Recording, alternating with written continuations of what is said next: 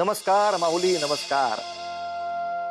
महालक्ष्मी ही खर तर धनाची देवता. घरात सुबत्ता संपत्ती यावी यासाठी आपण तिची प्रार्थना देखील करतो. पण असं असूनही अनेक वेळेला असं बघण्यात येतं की लक्ष्मी देवी प्रत्येकावर प्रसन्न होतेच असं मात्र नाही. आणि माऊली, लक्ष्मी तर चंचलच आहे. ज्याच्या घरी जायचंय, ज्याच्यावर प्रसन्न व्हायचंय, त्याची ती अत्यंत कठोरपणे परीक्षा घेते आणि अशाच घरी जाते जिथे तिचा आदर होईल. ज्या मनुष्याचं मन निर्मळ आहे त्याच्याचकडे हा नम्रतेचा आणि लीनतेचा गुण असतो. आणि हेच खरं धन असतं. हीच खरी लक्ष्मी असते माऊली, हीच खरी लक्ष्मी. महाराज, आपल्या पुत्रीच्या आयुष्यात काय चालले आहे आपले याकडे लक्ष नाहीच मुळी. आणि याचीच परिणिती म्हणून आजचा हा प्रसंग घडला आहे. मी तुम्हाला सांगून ठेवते, आज जे काही घडले ते मला कदापि मान्य होण्याजोगे नाही. माते, जर हे असेच असेल तर पटवून तरी दे की तुझा विचार का योग्य आहे ते. तू माझ्या विवाहास केवळ यासाठी नकार देते आहेस कारण तुला वाटते की त्यांचा आर्थिक स्तर आपल्या इतका तुल्यबळ नाही, होय ना? हो, आणि हा माझा विचार कदापि अयोग्य नाही. कारण तुला स्वतःची नसली तरी देखील मला तुझी चिंता आहे. तुझ्या सुखी भविष्याचा सुनियोजित विचार हा व्हायलाच हवा, जो तू प्रेमांध होऊन करत नाहीयेस. मी प्रेमांध जरी झाली असेल ना तरी तुझ्या इतका स्वार्थी स्वभाव नाही माझा. असो, मला ह्या वादंगामध्ये नाही पडायचे आता. माझा निर्णय झाला आहे. छान, म्हणजे आता तू स्वतःच्या आईला उलट बोलू लागलीयस. अहो, तुम्ही बोला काहीतरी. असे गप्प का बसले आहात? ही आपली राजकुमारी धन, ऐश्वर्य, संपत्ती याच्या सानिध्यात वाढलेली, आणि अशी कोणा दरिद्री मनुष्याच्या हाती सोपवायची, हे तुम्हाला तरी पटतंय का? मान्य आहे, त्याची परिस्थिती आपल्यापेक्षा डावी आहे. त्याचा आर्थिक स्तर हा देखील चिंताजनक आहे, यात दुमत नाही.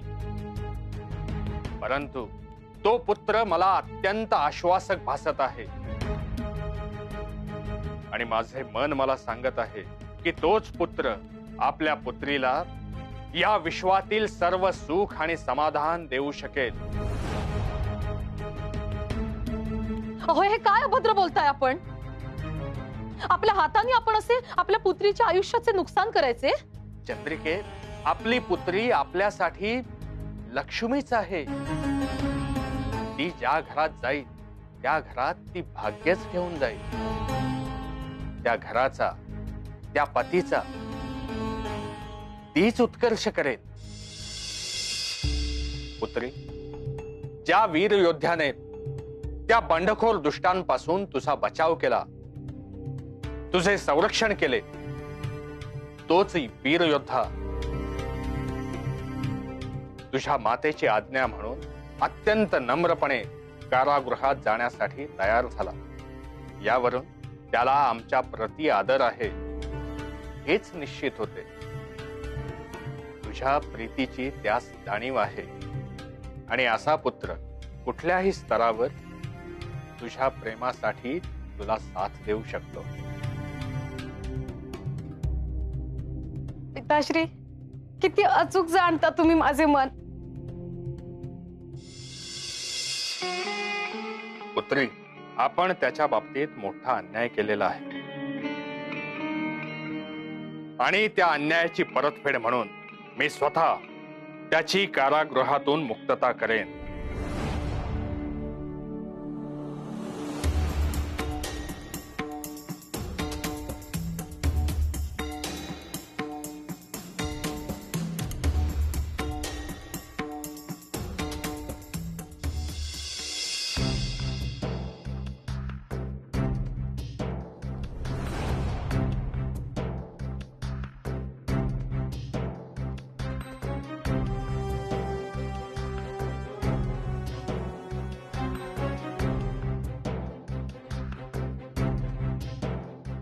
राजकुमार, महाराज, महाराज, ह्या कृत्याबद्दल क्षमा असावी.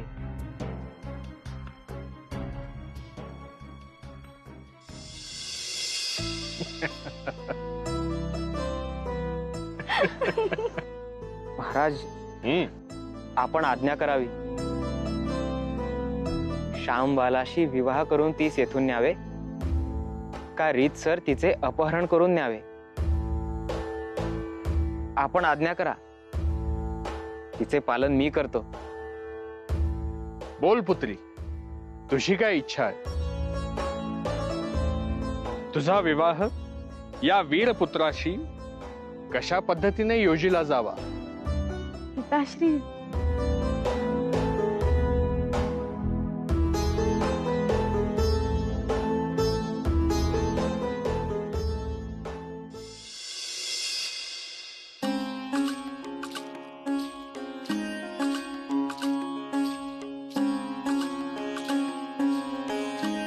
बालाधर, तुझ्या रूपाने आम्हास एक शूर वीरपुत्र प्राप्त झाला आहे. तसेच माझ्या कन्येसाठी अतिशय अनुरूप वर देखील.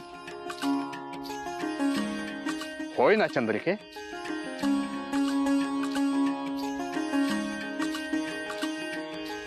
बालाधर, मला असे भासत आहे, म्हणजे माझी अशी इच्छा आहे की आपण इथे राहूनच आपला राज्यकारभार पाहावा. तसेच आमचे साम्राज्य देखील तुम्हीच सांभाळावे.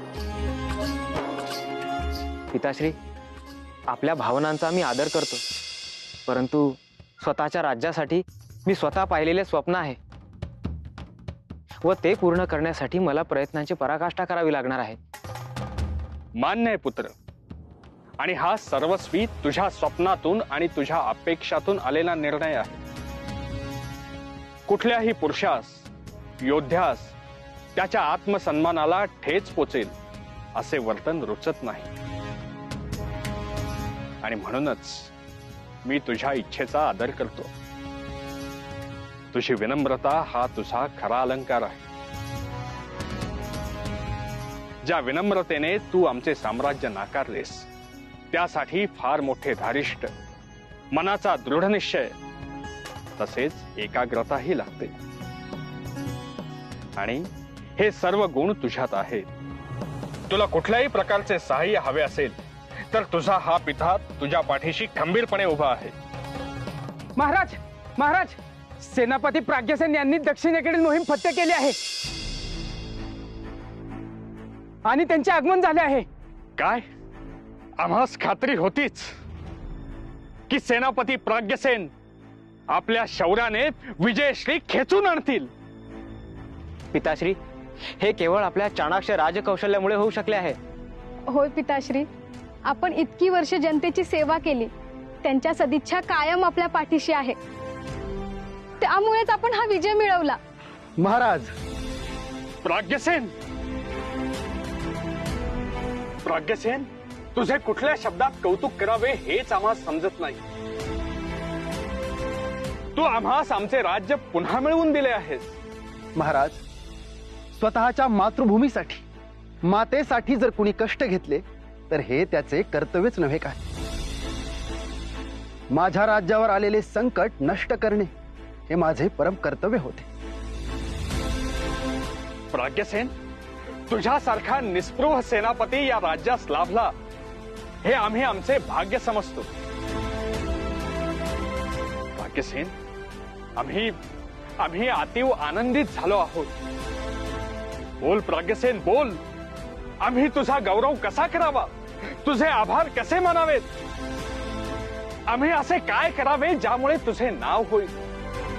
बोल प्राज्ञसेन, तुला काय भेट हवी?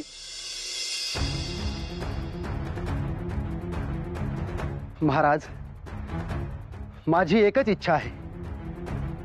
माझा विवाह राजकन्या श्यामबाला यांच्याशी व्हावा.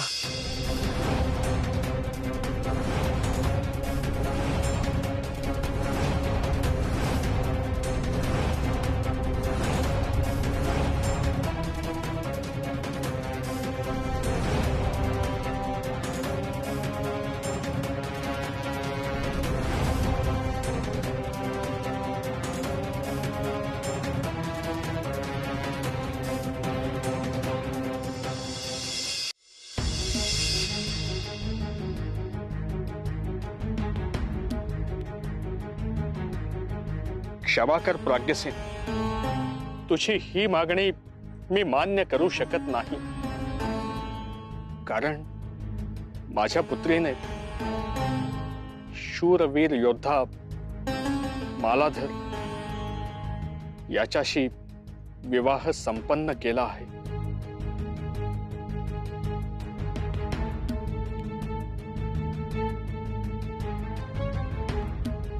क्षमा असावी महाराज, मला याची कल्पना नव्हती. अन्यथा मी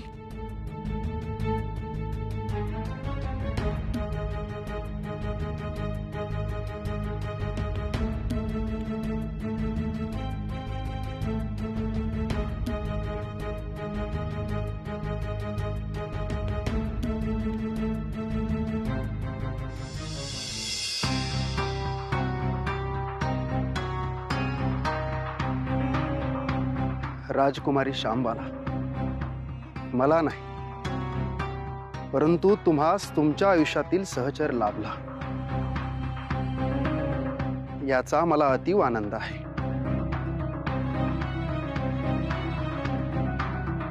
आपले देखील अभिनंदन.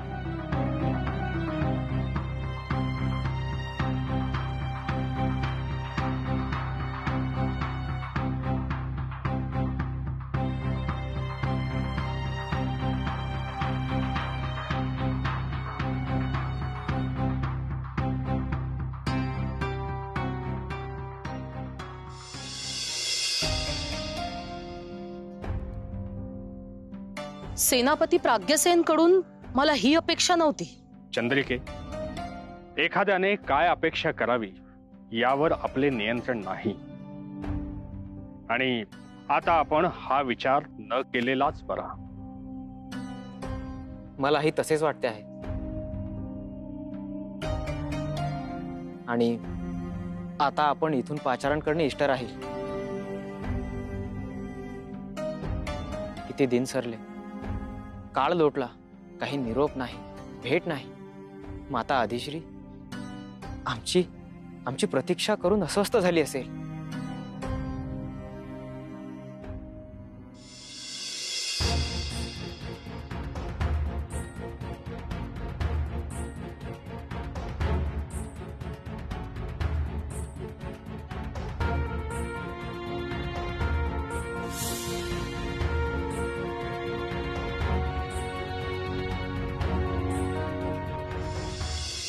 अरे काय विचारतोय आम्ही? कुठे माझा पुत्र मालाधर कुठे आहे? तुम्ही इतके सगळे सैनिक असताना सुद्धा तुम्हाला माझ्या पुत्राचा माग घेता आला नाही? आदिश्री माते, आम्ही संपूर्ण वने पालती घातली, परंतु त्यांचा कुठेही पत्ता लागला नाही. पत्ता नाही म्हणजे काय भूमीने गिळला की काय माझ्या पुत्राला? ते 4 दिवसावर आम्ही युद्धाची मोहीम आखली आहे, आणि अशा वेळेला तुमचा होणारा राजा बेपत्ता होतो, नाहीसा होतो. काय म्हणायचं याला? धिक्कार, धिक्कार आहे तुम्हा सर्वांचा. आता मीच माझ्या पुत्राचा शोध घ्यायला निघते. त्याची काही आवश्यकता नाही माते.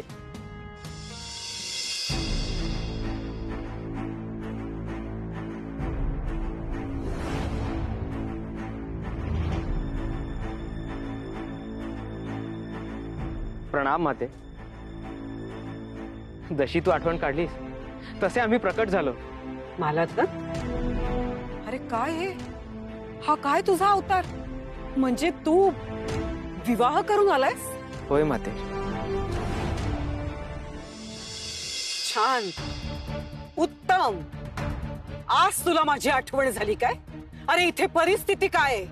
4 दिवसावर आपण मोहीम आखली युद्धाची, आणि तू अशा वेळेला विवाह करून आलास? तुला काहीच कसं वाटत नाही रे? माते, तुलाच माझ्या विवाहाची चिंता होती ना, म्हणून तर बघ तुझ्यासाठी कशी सुंदर लोबस भेट आणली आहे मी. तुझ्यासाठी सून आणली आहे, श्यामवाला.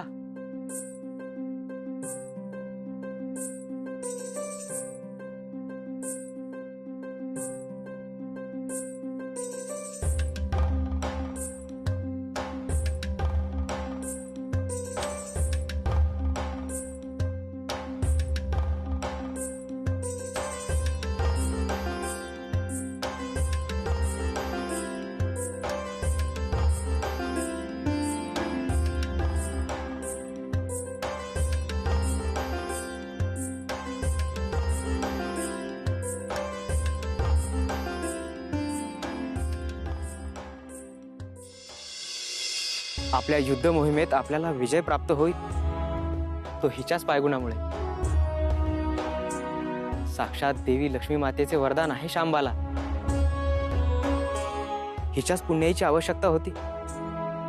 आता बघ, सारे काही क्षेम होईल, माझा विश्वास आहे. उत्तम. कुणीतरी स्त्री तुझ्या आयुष्यात येते, तिच्याशी तू विवाह करतोस आणि माझी साधी आठवण सुद्धा तुला येत नाही. अरे, आयुष्यात एवढा महत्वपूर्ण निर्णय घेण्याचं दायित्व तुझ्याकडे आहे, तेवढी बुद्धी आता तुझ्याकडे आहे. मग तुला आता या वृद्धीची काय आवश्यकता आहे रे? मालाधर, अरे तू नाहीसा झाल्याचं ऐकून या म्हातारीची काय अवस्था झाली असेल याची तुला कल्पना यायची नाही रे. अरे अन्न पाणी गोड लागत नव्हतं, डोळ्याला डोळा लागत नव्हता. एकसारखं तू कुठे असशील, कसा असशील एवढी चिंता होती रे मला. पण हे तुला कसं कळणार रे? मी कुठे तुझी जन्मदात्री सख्खी माता आहे, बोलून चालून तुझा सांभाळ करणारी एक सामान्य आया, दासी. माझी चिंता तू कशाला करशील रे? असो, तू आता विवाह करून आलायस. पुत्रा, तुझं कल्याण हो.